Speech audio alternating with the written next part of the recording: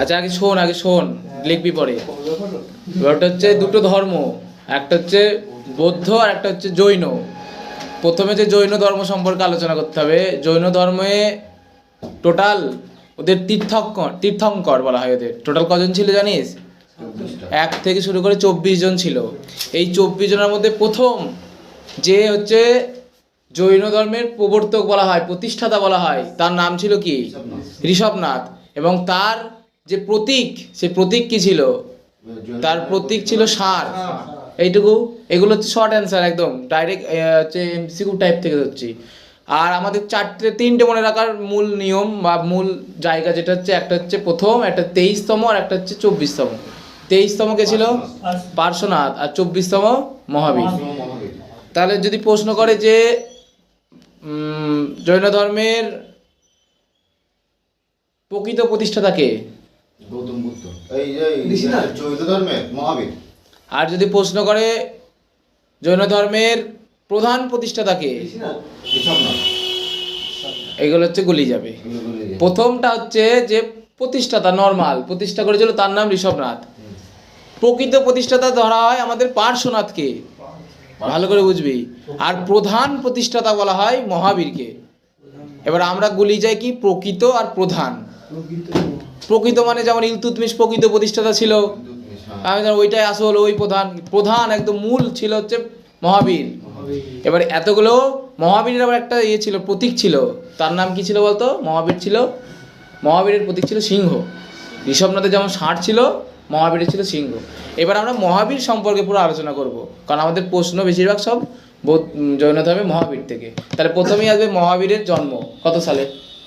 তখন তার সাল ছিল না খ্রিস্টপূর্বাব্দ, খ্রিস্টের জন্মের পূর্বে 540 খ্রিস্টপূর্বাব্দে। কি নাম? তার নাম হচ্ছে মহাবীর জন্মগ্রহণ করলো। আচ্ছা, তার পূর্ব নাম ছিল কি? নাম ছিল পূর্ব? মহাবীরের পূর্ব নাম ছিল বর্ধমান। ঠিক আছে, বর্ধমান তার পূর্ব নাম। ঠিক আছে, পিতার নাম ছিল সিদ্ধার্থ আর মাতার নাম ছিল ত্রিশলা দেবী। ঠিক আছে, আর তার একটা পুত্র নাম হচ্ছে কন্যা। তার কন্যার নাম হচ্ছে প্রিয়দর্শনা, আর তার স্ত্রী যশোদা। এই যে 4টে নাম, এখানে ইম্পর্টেন্ট শুধু স্ত্রী নামটা। যশোদা আর যশোধারা, এই দুটো গুলি যায়। যশোদা হচ্ছে তার স্ত্রীর নাম। সে ছিল হচ্ছে, তার পূর্ব নাম ছিল বর্ধমান। সে 540 খ্রিস্টপূর্বাব্দে জন্মগ্রহণ করে। এবার প্রশ্ন হচ্ছে কোথায় জন্মগ্রহণ করে, এইটা হচ্ছে প্রশ্ন। এইটা দেয় বৈশালীর কুন্দ গ্রামে তার জন্মস্থান। এইটা দেয় শর্ট কোশ্চেনে, যে মহাবীরের জন্মস্থান কোথায়? কুন্দ গ্রামে। এবার মহাবীরের তো জন্ম হলো। এবার মহাবীর কি করেছে? না, আমাদের ভারতেই বর্তমানে মুজাফফরপুর, উত্তর বিহারে। এবার 30 বছর বয়সে গৃহত্যাগ করে।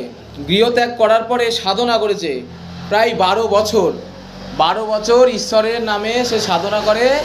এবং সুখ ও দুঃখের সব কারণ, সে উপায় বার করে। সুখ দুঃখের সে হচ্ছে কি বলেছে, সুখ দুঃখকে জয় করে নেয়, তাই তাকে বলা হচ্ছে মহাবীর। ঠিক আছে, এইবার মহাবীর হচ্ছে কি প্রবর্তন করেছিল? এইবার আমাদের আছে শুনেছি চতুরার্জাম, যেটা চতুরাশ্রম আলাদা, চতুর্জাম আলাদা।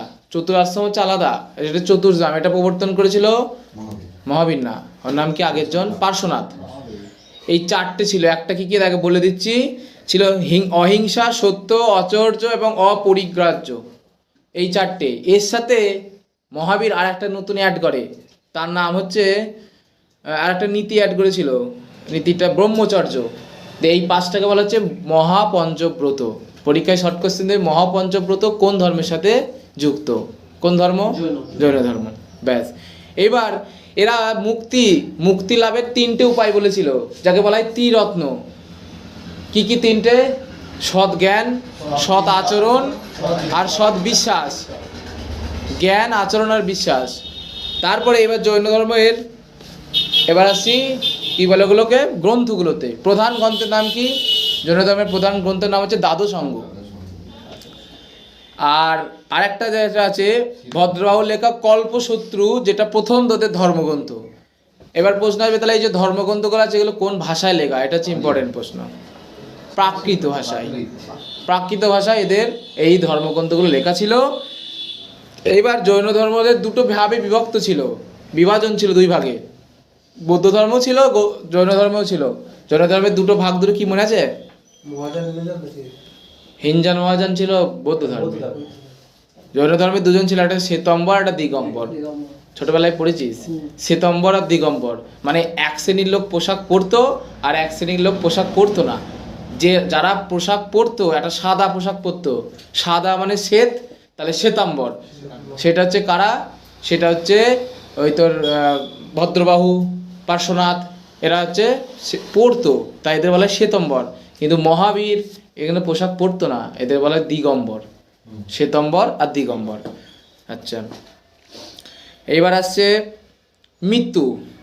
আচ্ছা, ধর্ম প্রচার করেছে, সেই ধর্ম যখন প্রচার করেছে তার সময় কারা কারা এই জৈন ধর্ম গ্রহণ করেছিল? বিন্দুসার, অজাতশত্রু, এরা ছিল ওই ধর্মের। আর বিন্দুসার হচ্ছে এমন একজন মানুষ যে বৌদ্ধ ধর্ম ও জৈন ধর্ম দুটোরই পৃষ্ঠপোষকতা ছিল। দুটো ধর্মের সাথেই প্রশ্ন দেয় অনেক শর্ট কোশ্চেনে, যে দুটো ধর্মেরই পৃষ্ঠপোষকতা কে ছিলেন? বিন্দুসার। আর তার মৃত্যু ঘটেছিল কোথায়? রাজগৃহের কাছে পাবানগরী এলাকায়। ঠিক আছে, 468 খ্রিস্টপূর্বাব্দ, বয়স তখন 72 বছর। তখন তার মৃত্যু হয় পাবানগরীতে, যেটা রাজগৃহ। রাজগৃহে পাবানগরীতে তার স্বেচ্ছায় মৃত্যুবরণ ঘটে। স্বেচ্ছায় মানে অনশনেই মনে হয় যত সম্ভব মৃত্যুবরণ ঘটেছিল, তপস্যায় যাই কিছুতে হবে। এই ছিল মোটামুটি মহাবীর সম্পর্কে আলোচনা। বৌদ্ধ ধর্মের লোক সবচেয়ে বেশি কোথায়? বৌদ্ধ ধর্মেও সবচেয়ে বেশি বৌদ্ধ ধর্মের লোক কোথায় বেশি? ঝাড়খণ্ড, আমাদের রাজ্যে, না পুরো দেশে দেশে মনে হয় শ্রীলঙ্কাতে। তখন দেখেছিলাম এই জৈন ধর্ম সব সকালবেলা সূর্য ওঠার আগে স্নান করে খুব গঙ্গা অবস্থায় রাস্তা দিয়ে কোনো ব্যাপার নেই। আগের বছর জৈন না বৌদ্ধ বললাম আমি। বৌদ্ধ শ্রীলঙ্কা, ঝাড়খণ্ডে আরো কোথায় কোথায় আছে, বৌদ্ধদের বাইরেও আছে দেশে। বুদ্ধ কাকে মানে? গৌতম বুদ্ধ ওদের প্রধান। কি আছে? এবার যে কটা পড়ালাম সেই কটার আবার একবার আলোচনা করে নেই। এটা হচ্ছে শুধু জৈন ধর্মের। প্রথমে আসছে জৈন ধর্মের প্রধান প্রধান প্রতিষ্ঠাতাকে, বল পার্থ? মহাবীর। মহাবীর। মহাবীর হচ্ছে প্রধান, মূল। আর প্রথম প্রতিষ্ঠা করেছিল, প্রথম যে তীর্থঙ্কর ছিল ঋষভনাথ, তার প্রতীক কি ছিল? ষাঁড়। আচ্ছা, ঋষভনাথ, পার্শ্বনাথ। এই যে পার্শ্বনাথ কি ছিল বলতো? দিগম্বর না শ্বেতম্বর? পার্শ্বনাথ ছিল শ্বেতম্বর। তিনি পোশাক পরতেন কি, কেমন পোশাক পরতেন? সাদা বস্ত্র পরতেন। আচ্ছা, তারপরে যদি ধরা হয় যে মহাবীরের পূর্ব নাম কি ছিল? বর্ধমান ছিল। যদি ধরা হয় মহাবীর কোথায় জন্মগ্রহণ করে? বৈশালীর, উত্তর বিহারের বৈশালীর কুন্দগ্রাম। তোকে মনে রাখতে হবে, বৈশালীর কুন্দগ্রামটুকু মনে রাখতে হবে, এটুকু মনে রাখতেই হবে। আচ্ছা, তার স্ত্রীর নাম কি ছিল? যশোদা। তিনি কত বছর বয়সে তপস্যা শুরু করেছিল? 30। কত বছর তপস্যা করেছিল? 12 বছর। তিনি দুঃখ সুখকে কি করেছিল? জয় করে নিয়েছিল, তাই তাকে বলা হচ্ছে মহাবীর। আচ্ছা, তাদের প্রধান যে ধর্মগ্রন্থের নাম কি? ভদ্রবাহু। প্রধান ধর্মগ্রন্থের নাম দ্বাদশাঙ্গ। আর প্রথম গ্রন্থ যেটা লিখেছিল হচ্ছে তোর ভদ্রবাহু, নাম হচ্ছে কল্পসূত্র। আচ্ছা, এই যে লেখাগুলো, গ্রন্থগুলো কোন ভাষায় লেখা? প্রাকৃত ভাষায়। এটা দেয় কিন্তু খুবই খুবই খুবই ইম্পর্টেন্ট কোয়েশ্চেন এটা। আচ্ছা, তারপরে এরা মুক্তি লাভের 3টে যে পথ বলেছিল, সেই 3টে পথ থেকে বলে একসঙ্গে ত্রিরত্ন। কি কি 3টে রত্ন ছিল? জ্ঞান, বিশ্বাস আর আচরণ। সৎ জ্ঞান, সৎ বিশ্বাস, সৎ আচরণ। আর একটা যেটা বললাম, পার্শ্বনাথ 4খানা পদ্ধতি তিনি বলে গিয়েছেন, যাকে বলা হয় চতুর্জম। কিন্তু এর সাথে মহাবীর আর একটা পদ তিনি যুক্ত করে নাম দেয় মহাপঞ্চব্রত। সেই পদটার নাম কি ছিল? ব্রহ্মচর্য। ঠিক আছে। আচ্ছা, যদি বলা হয় যে তিনি তার ধর্মপ্রচারে কারা কারা অংশগ্রহণ করেছিল?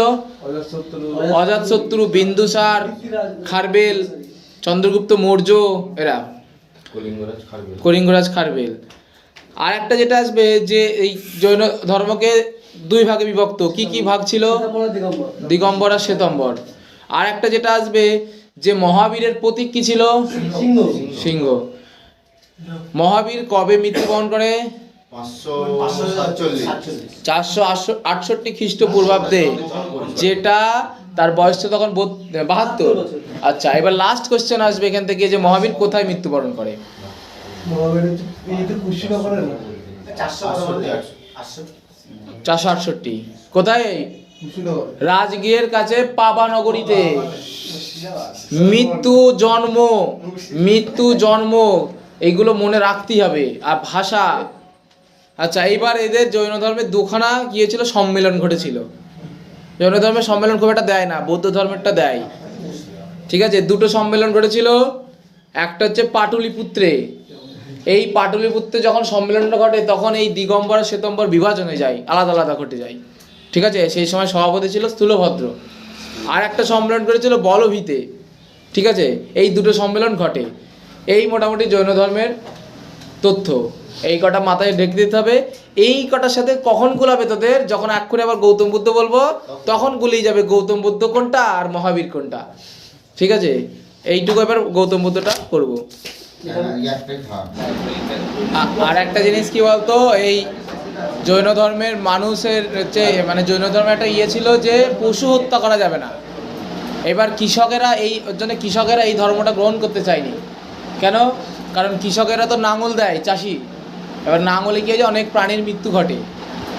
আর হ্যাঁ, আর জৈন ধর্মে প্রাণী হত্যা করা যাবেই না, তাই কৃষকেরা এই ধর্মের থেকে একটু দূরে ছিল। ঠিক আছে, বণিকরা যারা মানে ব্যবসায়ী, মানে যারা অন্য দেশের যুক্ত, তারা আবার ছিল এই ধর্মের বিশাল ভক্ত। হয়েছে। গৌতম বুদ্ধে কি বলে বলতো? গৌতম বুদ্ধকে বলে এশিয়ার আলো। শুনিস নি? গৌতম বুদ্ধকে বলে এশিয়ার আলো বলে।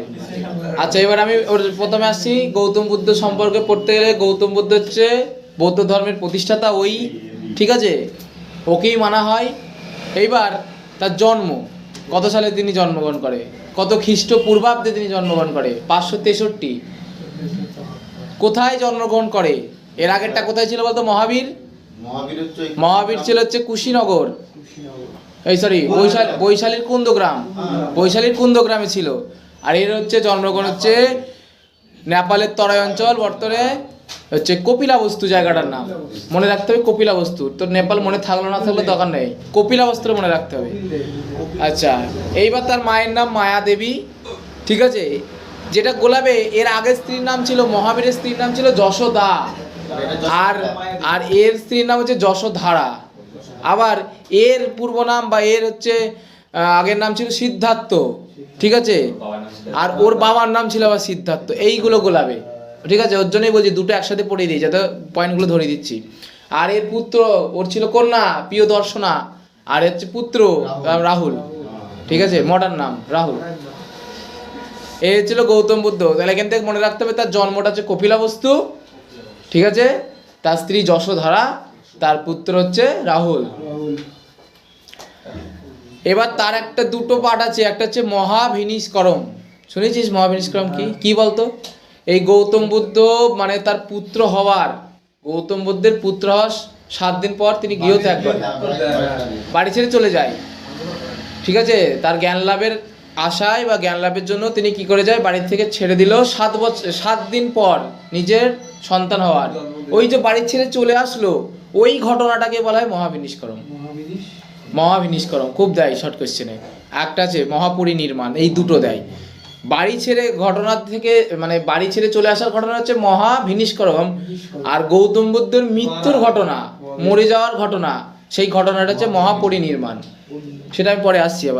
এবার তিনি কি করেছে, মহাবীর ছিল 30 বছর বয়সে তিনি জ্ঞান লাভ করতে গিয়েছিল, ইনি 35 বছরে গেছিল। ঠিক আছে, 35 বছরে তিনি তার জ্ঞান লাভ করে। কোথায় জ্ঞান লাভ করে? একটা গাছের নিচে। কি গাছ ছিল বলতো?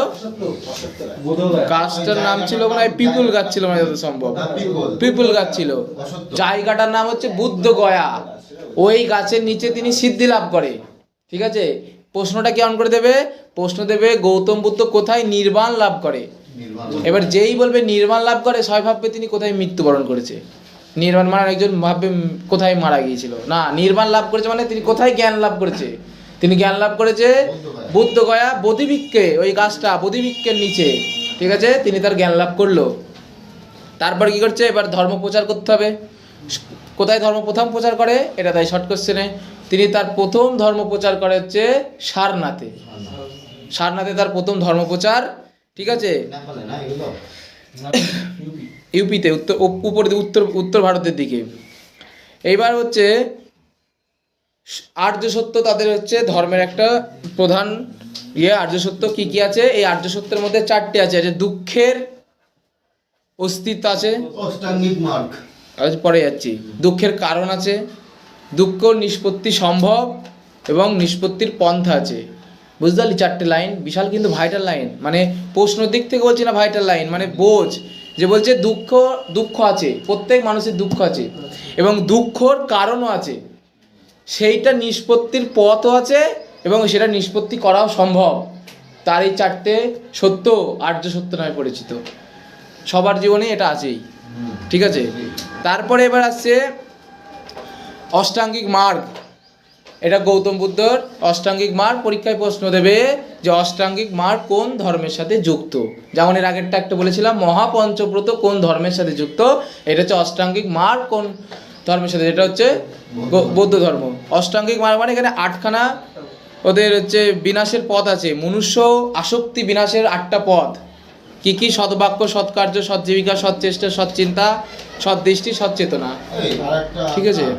ওই হিনজান মহাযান ওটা কিসের? আসছি এরই? তাহলে এখানে হলো আর্য সত্য, ঠিক আছে, এই অষ্টাঙ্গিক মার্গ। এইবার এদের ধর্মগ্রন্থে আসি। ওদের ধর্মগ্রন্থ কি কি ছিল? দুটো। প্রথম প্রধান ছিল দ্বাদশাঙ্গ আর প্রথম ছিল কল্পসূত্র। এদের আছে, তোরা শুনেছিস, ত্রিপিটক। গৌতম বুদ্ধের প্রধান, এই বুদ্ধ ধর্মের প্রধান ধর্মগ্রন্থ ত্রিপিটক। শুধু কি ত্রিপিটক? ত্রিপিটককে আবার ভাগ করা আছে, সূত্র পিটক, বিনয় পিটক, অভিধর্ম পিটক। পড়েছিস এগুলো ইতিহাসে আগে? সূত্র পিটক, বিনয় পিটক, অভিধর্ম পিটক। এবার প্রশ্ন যদি দিয়ে দেয় বিনয় পিটকে বৌদ্ধদের কি আছে, বিনয় পিটকে বা সূত্র পিটকে কি আছে, বা অভিধর্ম পিটকে কি আছে, তাহলে সূত্র পিটকে দেওয়া আছে তোদের বৌদ্ধের জ্ঞান, জ্ঞান মানে বাণী, বৌদ্ধের বাণীগুলো দেওয়া আছে এই সূত্র পিটক, ঠিক আছে। বিনয় পিটকে দেওয়া আছে যে তাদের পালনীয় কর্তব্যগুলো, যে বৌদ্ধ ভিক্ষুকগুলো আছে তাদের কি কি কর্তব্য পালন করা উচিত সেই সম্বন্ধে লেখা আছে হচ্ছে তোর কোন ধর্ম বললাম, সূত্র পিটক, বিনয় পিটক। আর অভিধর্ম পিটক আছে দার্শনিক চিন্তার ব্যাখ্যা।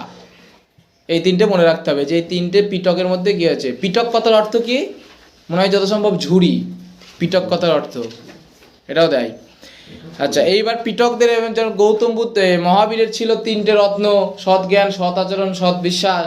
এদেরও 3টে রত্ন আছে, ত্রিরত্ন। কি কি? বুদ্ধ, ধর্ম, সঙ্গ, 3টে।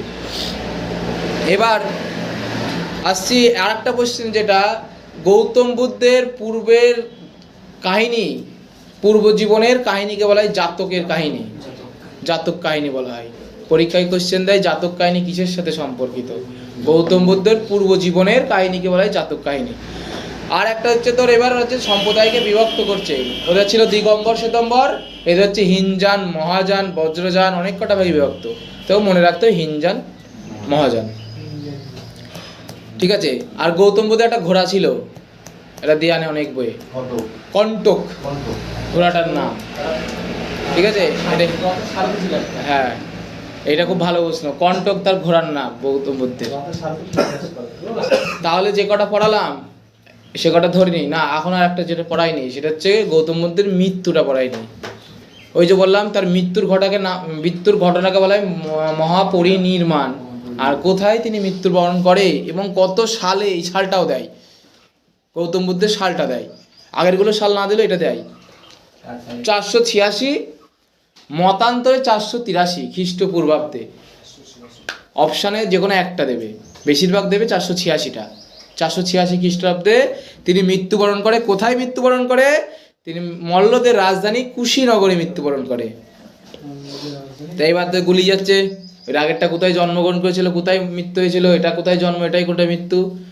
মহাবীর জন্মেছিল কুন্দগ্রাম, মারা গিয়েছিল পাবানগরী।